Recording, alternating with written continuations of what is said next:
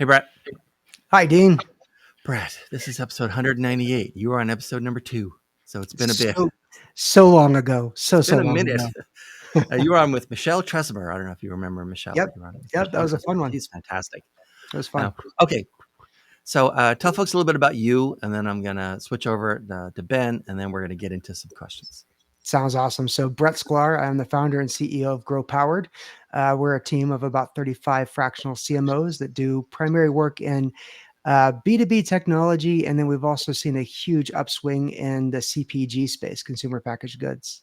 Oh, all right. Right on. And Ben, hi. Nice to be here, Dean. Thanks for having me. You're very welcome. Tell folks a little bit about you. So I am the founder and CEO of Wolf's Edge Integrators. We're a team of fractional COOs, currently 12 strong, all people who have owned and scaled businesses that look like the businesses our clients want to have. So they fulfill that number 2 role and use their experience of having done what they want to do before to get people to have the future they want and empower them to be freed up from the day to day to do whatever's their superpower. All right. And I guess I typically disclose. I had to do it yesterday on the recording with Chief Outsiders, and I had to do it the day before on the recording with Sales Acceleration. As I have done like work with Ben. Ben's a client, and so it's not why he's here. It's not why any of those others were here either. He's here because of what he knows and what he lives. But for disclosure, Wolf's Edge Integrators is a client. Okay, so Brett, here's my first question. It's been a crazy 5 years, just crazy 5 years, right? And along with everything else that was happening, the whole fractional executive thing kind of ballooned at the same time. So like what trends are you seeing like right now, or as you look maybe like 12 months into the future about like fractional executive demand? So the demand side is interesting. I mean, the supply side is going, gangbusters. I think, Yeah. the Kool-Aid's being drunk and everybody's joining the cult. On the demand side, I continue to not see people asking for fractional CMOs. I see people, in particular CEOs of mid-market companies, looking to solve problems or to change an approach or to do something new or different. And a fractional CMO happens to be how they get there.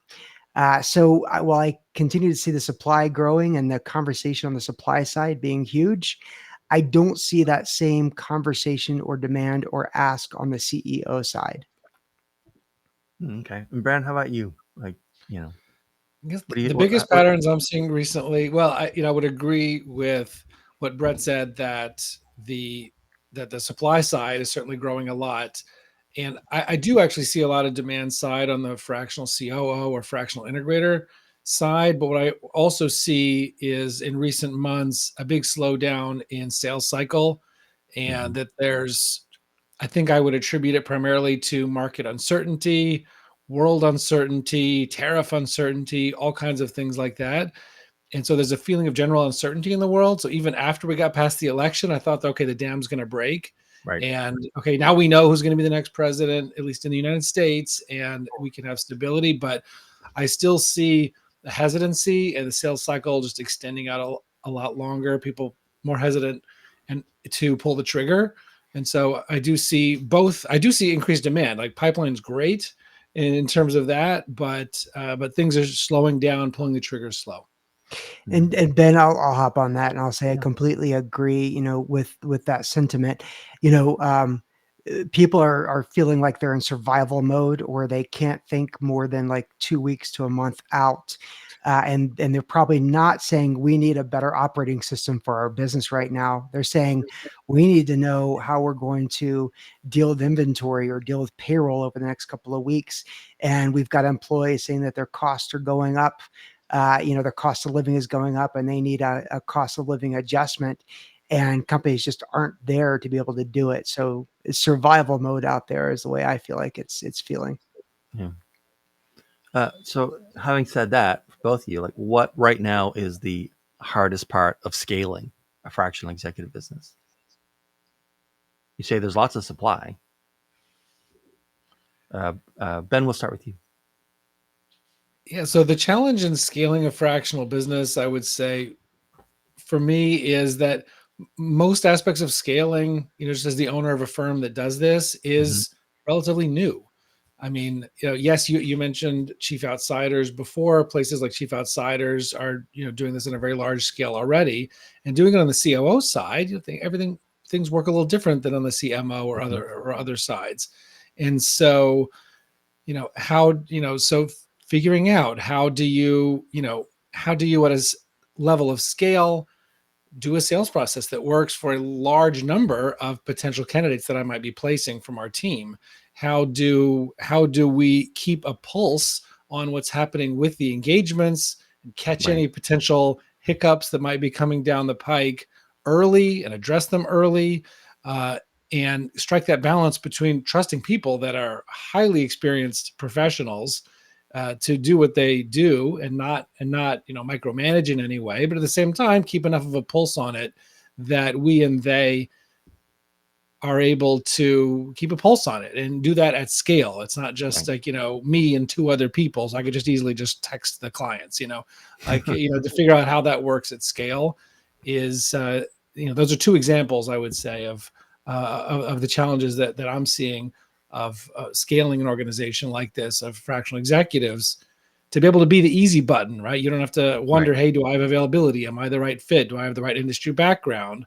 No, I've got a whole team. I have the right fit. I have the right background. It's not me, but I have that. And so that's the benefit. It's easy button, but how to make that work at scale, there's definitely some growing pains that we're experiencing. And Brett, how about you? What is the hardest part of scaling a fractional exec business right now? So I want to be careful about the word scale because for me that means multiples. And when you're in the human business and human Right. excellence business, which I think we all can appreciate, there's growth, and I think of it as gradual growth, but not necessarily the multiplier scale. So for us, our growth, we don't need as much growth because our retention has been so amazingly strong. When I started this business, just a couple of years ago, Mm-hmm. I really was factoring that we'd have maybe, a 6 month to maybe a 9 month engagement. Now we're going on 15, our average right now is just over 15 months. And so that gives me a lot of fuel that's already in the tank without having to fill up more stuff in the fuel tank. And so for me, it's maintaining that existing customer, that feels like they're continually getting benefit month after month after month, because we only do month to month engagements, right? We don't want any long-term relationships if people don't want us there anymore. But keeping that average of 15 months has been huge. Then we just get to put a little bit of, a little bit of chef's little sprinkles on top, and then we get a little bit of gradual growth. But I don't have a board of directors. I don't have investors that are trying to push me to grow faster than I want to or need to. Right. So I'm pretty lucky about that. All right. Okay, so as we record this, it's the middle of the day on just a regular Friday, and you're both leaders at fractional executive companies, and yet here you are out here talking about the business. And so here's my question, right? What role does like your personal brand play in sort of your company's visibility? Is it even important for a CEO to have a personal brand? Uh, Brett, we'll Yeah, I start with you. think because I started this business and because I think that the values, the core values, and the mission that I put together is so important. Um, I do have to be the voice of the company, and as such, it is my voice that's out there. It is my personal brand, as you say. But my Mm-hmm. personal brand is really about advocating about the excellence that we have on the team. So I'm kind of the vehicle, Right. and I showcase a lot of the talent that we have on our team and on our bench. Ben, how about you? How important is personal brand for Wolf's Edge these days?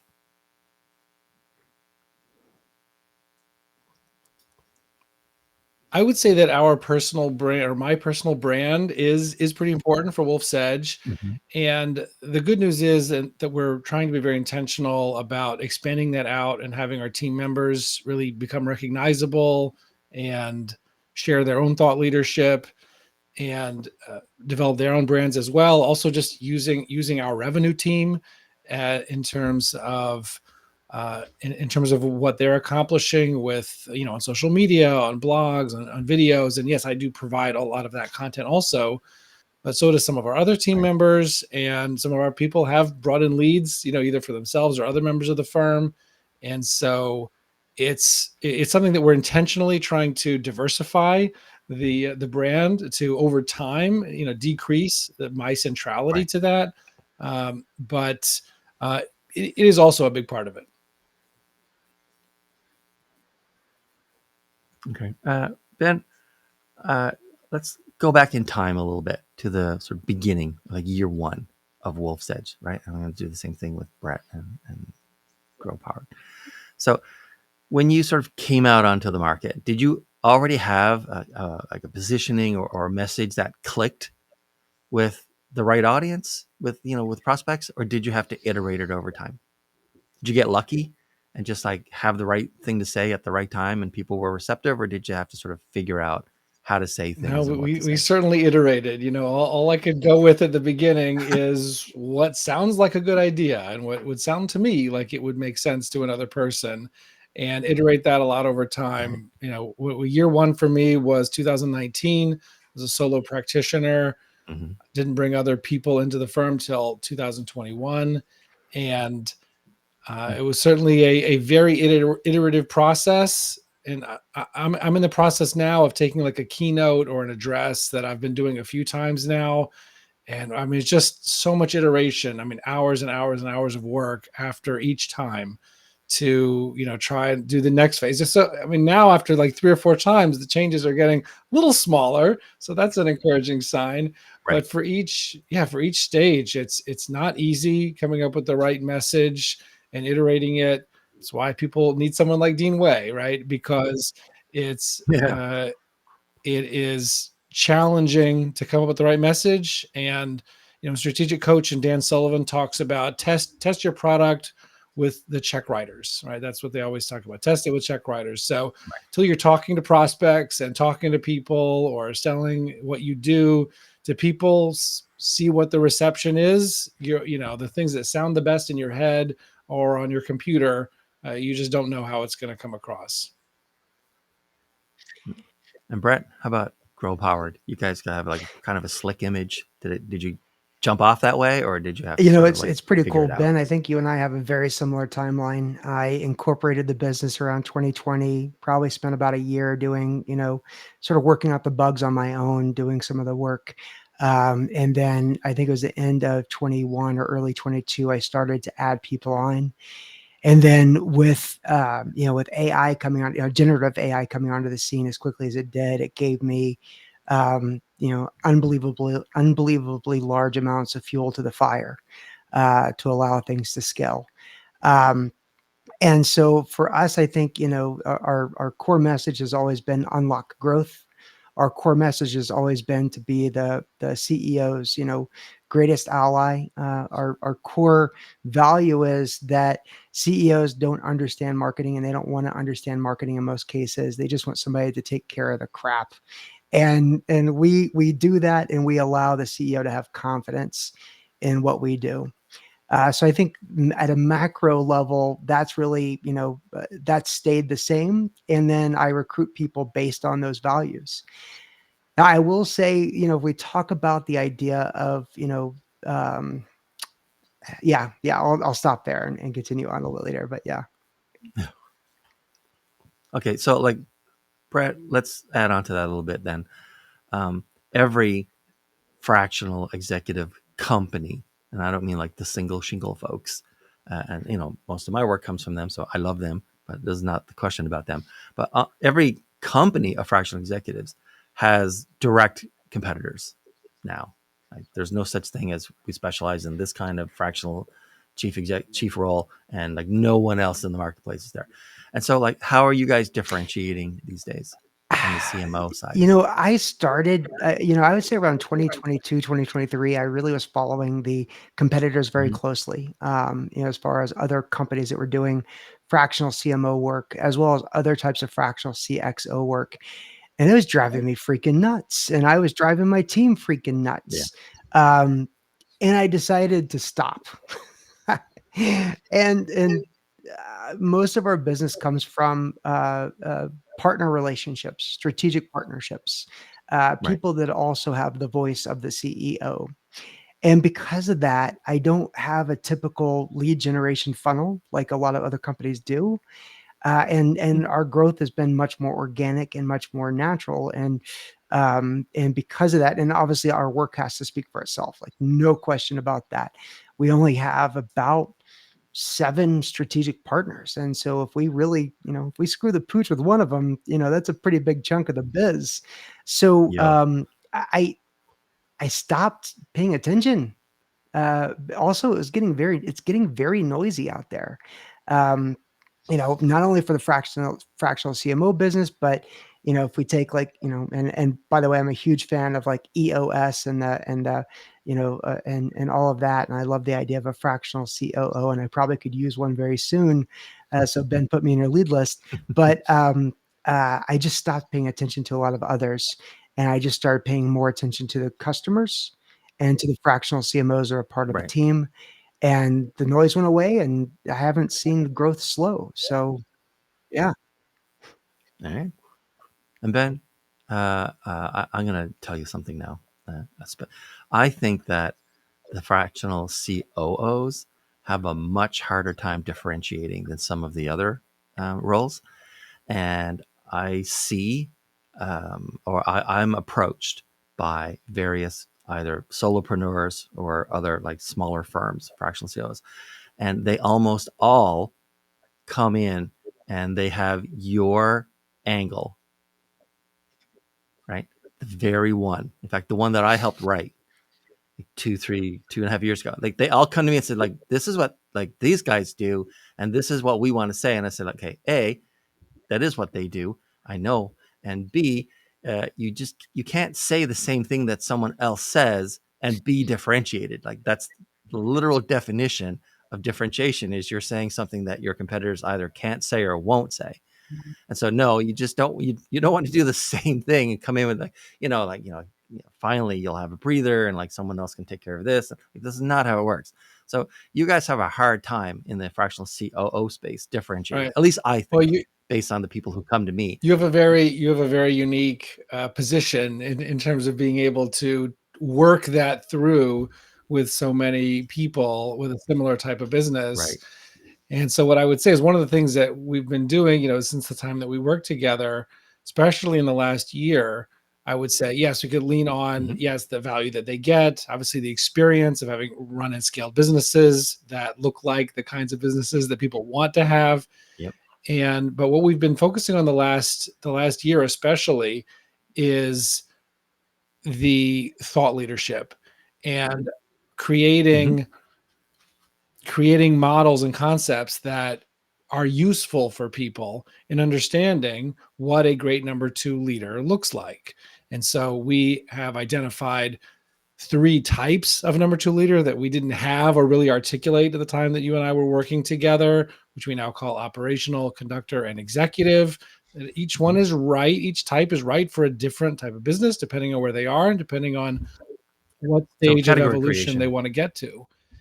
And so we've identified that. We've identified 4 stages of business evolution that, is going to make a difference in where a business where I don't know if we need to re-record this part, but there's been some off and on with the audio. Is that me or you guys or No, you've been good.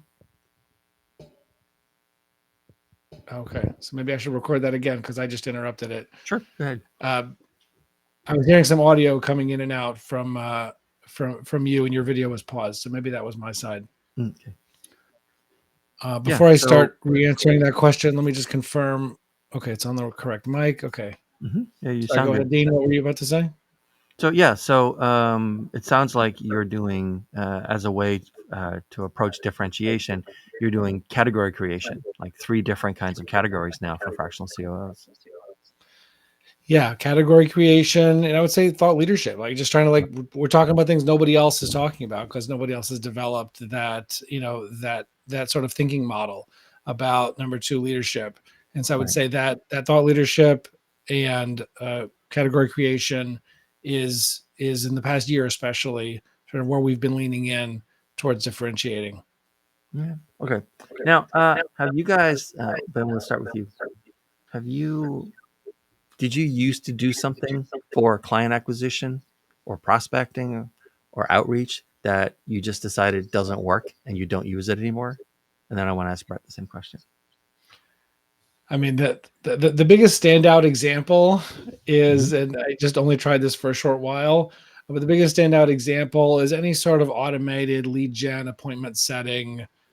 I just like outsourcing that Right. as, to some sort of admin or somebody that's going to spam a bunch of people with DMs on LinkedIn or whatever methodology they might use, any sort of appointment setting or automation when it comes to that to try to get appointments as, for what we do, highly trusted, executive leaders, members of the leadership team, just not how people make decisions. And, I would say it's tempting because so many people in the fractional executive world don't love business development. And No. so the best thing that you could tell them that's just going to appeal to their dark side is just to say, you don't have to do that. I'll do it all for you. You could just focus Yeah. on the work you do and take meetings. And so, oh, okay, I'll give you my money. And that just doesn't work. It's not a good idea. It's a waste of time and money and makes you look bad and makes everybody in this industry look bad when people get Yeah. spammed by people like us. And Brett, is there an outreach channel or methodology that you guys used to use or looked at and just like, no, that's not really how it's going to work for us, and you just abandoned it? Many frogs have been kissed. Many frogs. And there's a lot of dead lead generation programs. We've tried a lot, and we've always iterated. We always, a lot of tools that leverage AI and all this other stuff. But Yeah. I would say about 18 months ago, we really decided to double down on the indirect relationships that, us coming in cold to a CEO really, our odds were low and our success rate was low, and they don't know us from squat. So really, leaning in on our partnership relationships, those people who already have a lot of influence with the CEO, that's been I would say game changer, but also it eliminated a lot of steps that allows us to stay focused on our clients and stay focused on our work without having to, do a lot of babysitting of lead generation programs that just quite honestly, we were a part of the noise and we were part of the problem. And I didn't like that. So these days, Brett, and then I'm going to switch to Ben for the same question. These days, when you're talking to prospective clients, like what's a red flag? There's a couple. We actually have a list of about 15 red flags that Oh, I give to all of my fractional CMOs because we we may collect a little bit of money, but it's not a great relationship and it just doesn't seem to go anywhere. And I'd say the top couple are number one, if they just sign the contract a little bit too quickly.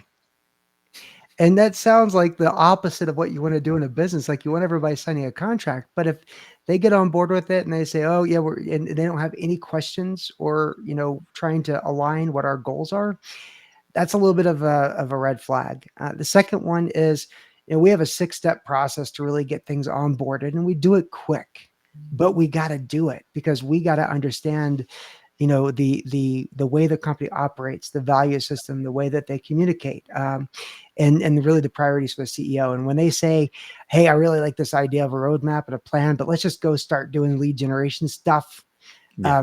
that to me is another red flag that really sort of has me a little bit worried. And then the third thing is when the CEO says, "Oh, you know what? Go work with the sales leader." And specifically for fractional CMO, we find that some sales leaders are great and they have that more strategic view, but they're just trying to get deals closed. Yeah. And it's not fair to them to dump marketing on their lap, especially in the B2B world. In the consumer packaged goods space, it's a little bit different. So there's a couple of them, but boy, we have a lot of them. And Ben, when you're talking to prospective clients, like what's a red flag where you're thinking these guys are not Couple, fit for us? These guys might not even be a fit for any fractional COO. right. One one red flag I would add is people who love to talk about how great they are, how great their team is, how great their Right. business is. So why are we talking? I think that it's a sign that, if I have to like really pull teeth to find out what's Mm-hmm. wrong, where's the pain, then that indicates to me that they're not in likely enough pain to be really motivated to put the work into or support. Right. The things that we do with them to achieve their goals are hard. And so if they're kind of mostly focused on, oh, this is how great we are, and it's very hard to pull out from them the challenges, then I worry they're not enough pain to really put the work in or support this stuff or stick through the things that are going to be hard. And another little one I would say is just related to cash is I need at the very beginning of the discovery process to understand their financial position. I need to understand what their revenue is, what their Mm-hmm. profitability is, what their cash flow looks like. And if they are just so underwater and and they say, oh, don't worry about it. Like it has to make sense. Their cash situation has to make sense that like this is a responsible thing to do for where they're at. Like whatever it Right. is that we're talking about doing together is a responsible thing to do for where they're at. Because otherwise, we're just going to maybe have the rug pulled out from under us 2 or 3 months later when the cash catches up with them. And, I'll tag on to something you said mhm. earlier on, Ben, which is, and it's number 8 on our list of 15 red flags. And when you ask them what makes you unique, what's the only thing you can do that nobody else can do, right? What's your onlyness statement? And they say, our people. Mm. And now I love that, there's a lot of confidence that a CEO has in the team members that he or she may have. But when you can't define beyond our people, that's a big challenge. Either that means that they need a lot of marketing help, or the other red flag when they say, "Oh yeah, we've worked with a couple of others, they couldn't get it done, so now we're here to talk to you." And they've been through about 3 or 4 other people that, in some cases, I actually respect. Sometimes the problem isn't the resources; it's the companies that have maybe unrealistic expectations or just don't want to make the changes that are needed. Mm. Hey Ben, if you were going to start over today, like from scratch, to build like a similar company, like what would be different than 6 years ago? I would say the biggest thing when I was starting off as a solo practitioner that I would do differently now is to be a lot pickier about target market Mm-hmm. and not to just pursue every call and every potential opportunity without regard to without regard to whether the potential prospect was fully target market or whether the potential referral source relationship that I'm looking to nurture or meet is has clients who are target market. Right. Because if someone's a fractional executive or a EOS implementer or a Vistage chair or whatever, and these are people who have a similar target market to me, and so they would be good referral relationship people, and not just anybody and everybody. So I think that I would tell my earlier self to be, there's only so much time and energy you've got, and to really hone in and just drop the nurturing of any relationship that is not going to be a strategic use of your time and energy. And Ben, if you were going to start over, I'm sorry, Brett, if you're going to start over today, like would it be the same company but like done differently, or would it be a different company? Boy, I tell you, I really don't like looking in the rearview mirror that much. But one of the things I had the fortune of is I had a marketing agency, excuse me, a B2B marketing agency, which I started, I grew, Mm-hmm. I scaled up, and I sold. And so I had learned a lot from that experience, and I brought those learnings to this. The only thing I would say, that would feel like I should do something different is, um, I started, when we all started getting our hands onto ChatGPT and the end of 2022.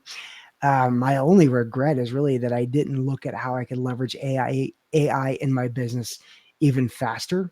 I think we moved pretty quickly on that, but there was a lot of opportunity that we probably could have moved even faster on. So that's something and that's why I teach a lot of AI to CEOs, and why I got the book coming out in July is to try to help people sort of accelerate their passion and their comfort and overcoming their fears of AI, because that was something I was afraid of it, and I was Right. afraid of it taking our jobs, and I was afraid of it, rewiring everything. And when I stopped being afraid of it and I started saying, okay, this is the biggest unfair advantage I can have, I doubled down on it.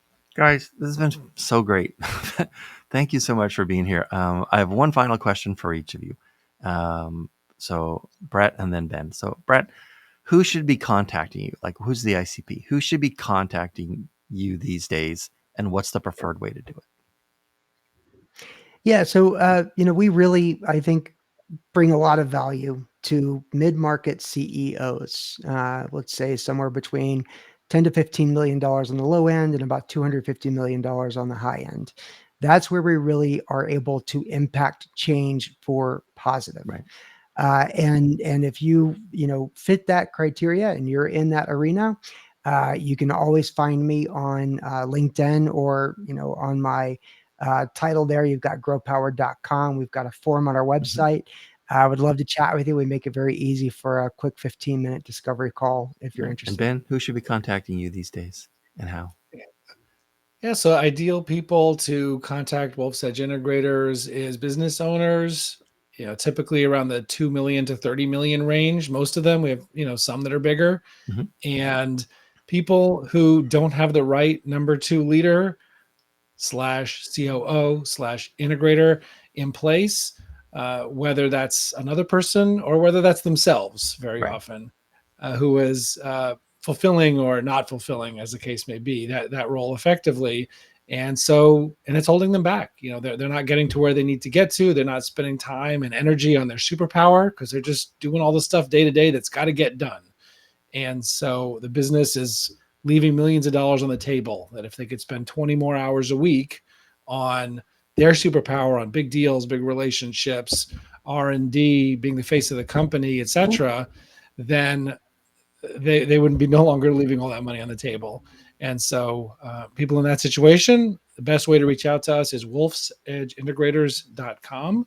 And you can certainly reach out to me on LinkedIn as well. But we have a methodology to book a conversation on the website. All right, guys, Brett, Ben, thank you so much for being here. This has been fantastic. Thank you, Thanks Dean. everyone for watching. See you next time. Appreciate it, Bye. Dean.